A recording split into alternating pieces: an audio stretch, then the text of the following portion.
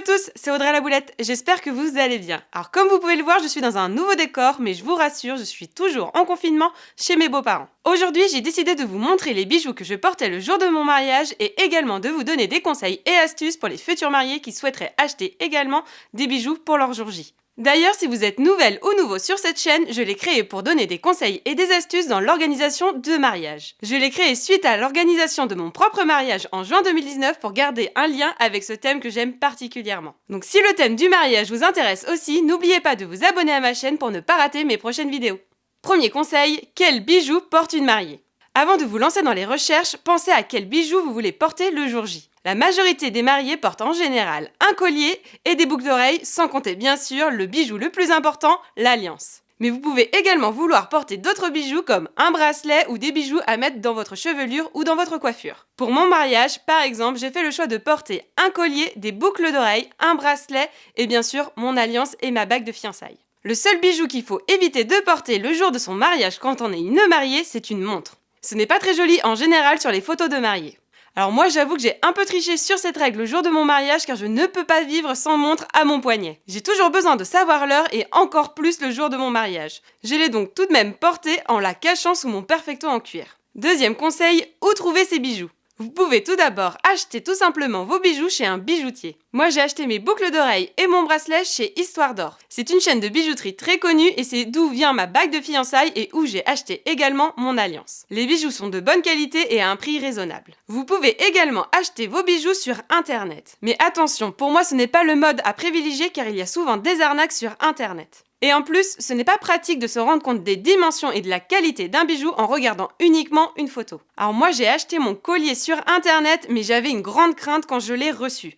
J'avais peur que la qualité ne soit pas au rendez-vous et que le bijou soit trop petit. Je vous le montrerai plus tard dans la vidéo donc restez jusqu'au bout. Vous pouvez également porter les bijoux que vous avez déjà ou porter des bijoux de famille. Je suis une personne qui a très peu de bijoux car j'en porte très peu dans ma vie quotidienne. Mais si ce n'est pas le cas pour vous, vous pouvez bien sûr vous faire plaisir avec des bijoux que vous avez déjà chez vous. Ça peut être également l'occasion de porter un bijou d'une personne disparue qui ne pourra pas bien sûr être présente le jour de votre mariage. Et bien sûr, si vous avez plein de bijoux mais que vous voulez quand même en acheter, faites-vous plaisir car vous avez une belle occasion devant vous. Et enfin, si vous êtes manuel, rien ne vous interdit de fabriquer vos propres bijoux. Vous pouvez le faire à partir de feuillages ou de fleurs tout simplement. Et si vous voulez vous prendre plus à l'avance et que vous avez peur que cela périsse, vous pouvez utiliser également des perles et des tissus. Troisième conseil, pensez à l'homogénéité de vos bijoux. Il existe une multitude de bijoux. Ils peuvent être en métal, en tissu ou tout simplement végétal. Pour faire le bon choix, il faut que vos bijoux soient cohérents entre eux, mais également avec votre tenue et votre coiffure. Pour être sûr de ne pas faire de faux pas, je vous conseille de choisir uniquement une couleur pour vos bijoux. Si vous partez sur des bijoux métallisés, choisissez la même couleur pour vos bijoux que pour votre alliance. Cela vous donnera un style classique, mais au moins vous êtes sûr de ne pas vous tromper. Mon alliance est en or blanc, comme vous pouvez le voir à la fin de chaque vidéo quand je vous dis à bientôt.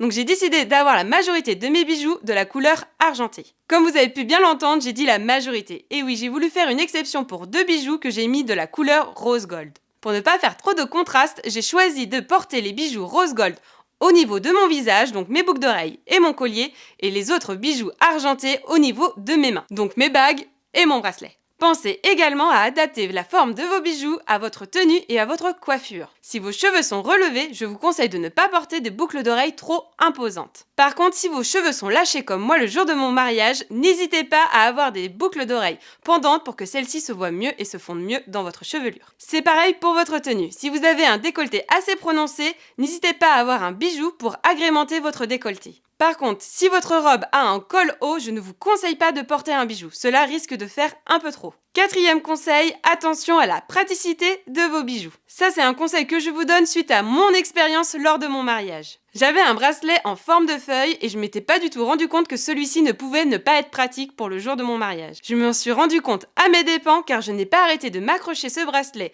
à ma robe et j'ai failli rester bloquée à l'hôtel pendant la cérémonie religieuse. Pour les personnes qui ne me connaissent pas, je suis une personne un peu brusque. Donc j'étais en train d'essayer de tout arracher quand mon mari a enfin trouvé la solution pour me libérer. Cinquième conseil, faire un rappel de votre thème grâce à vos bijoux. Alors si vous n'avez pas vu mes précédentes vidéos, vous ne savez peut-être pas les thèmes qu'on avait choisis pour notre mariage, mais les thèmes qu'on avait, c'était le voyage et le champêtre. Vous l'avez compris avec mon conseil précédent, que le côté champêtre était représenté avec mon bracelet avec des feuilles, et pour le côté voyage, j'avais un collier avec un globe. Comme je vous l'ai dit, ça a été une vraie galère pour trouver ce bijou car je voulais absolument un globe comme pendentif à mon collier.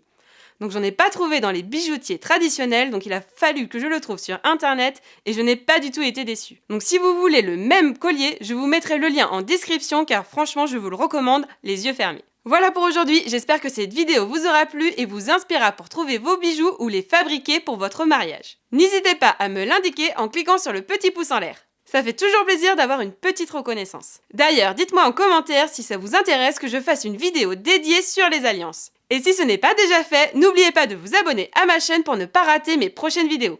Sur ce, je vous dis à bientôt!